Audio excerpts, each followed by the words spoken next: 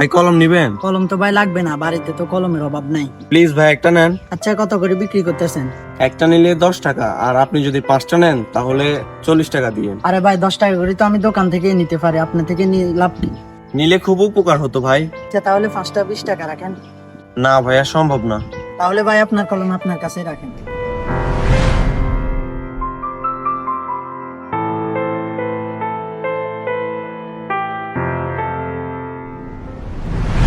আমরা কিন্তু কালকে ঘুরতে যাবো, বুঝছো? ভাইয়া পেন লাগবে?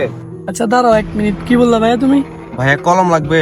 না না, লাগবে না ভাই, যান এখান থেকে যান। যদি একটা নেন 10 টাকা, আর যদি আপনি 5টা নেন তাহলে 40 টাকা রাখতে পারবো। নেন ভাইয়া।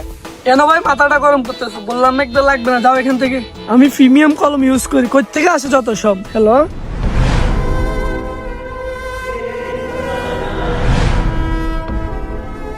বেটা আমার কি মক্কল পাইছিস বেটা? 1 ঘন্টা ধরে বসে আছিস বেটা, তাড়াতাড়ি আয় বেটা।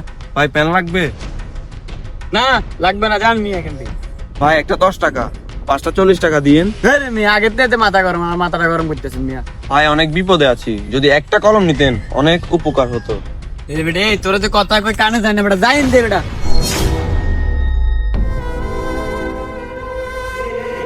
বড় ভাই, একটু এদিকে আসেন তো। ভাই পেন নিবেন? না, পেন লাগবে না, আপনাকে কিছু জিজ্ঞেস করা ছিল।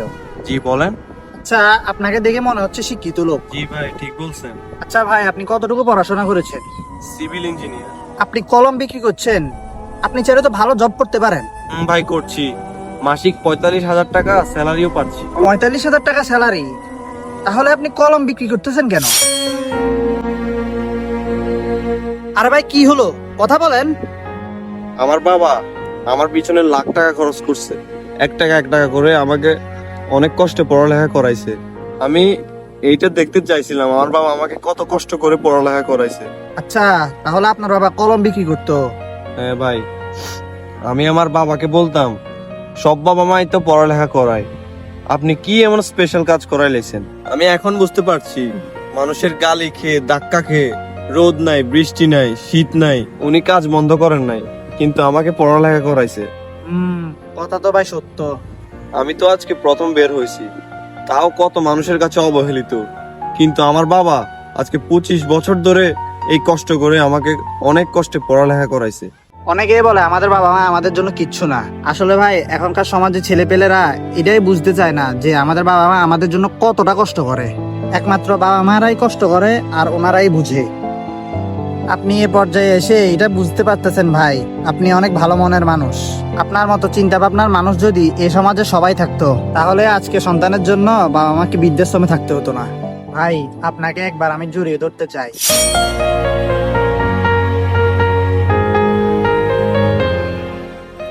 একজন বাবার ঘাম তার স্বপ্নের রূপ নেয় সন্তানের সফলতায়।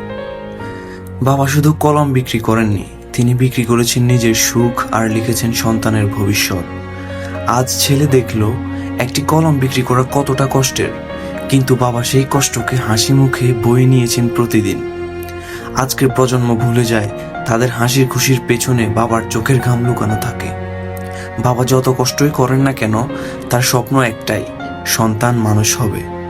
তাই আমাদের সবার উচিত বাবার সেই কষ্টকে সম্মান করা আর তার ত্যাগকে মূল্য দেওয়া। মনে রাখবেন, পৃথিবীর সবচেয়ে বড় নায়ক হচ্ছে বাবা। ভিডিওটি ভালো লাগলে অবশ্যই আপনার সকল বন্ধুদের সাথে শেয়ার করবেন এবং ইউটিউব থেকে দেখে থাকলে অবশ্যই আমাদের চ্যানেলটি সাবস্ক্রাইব করবেন।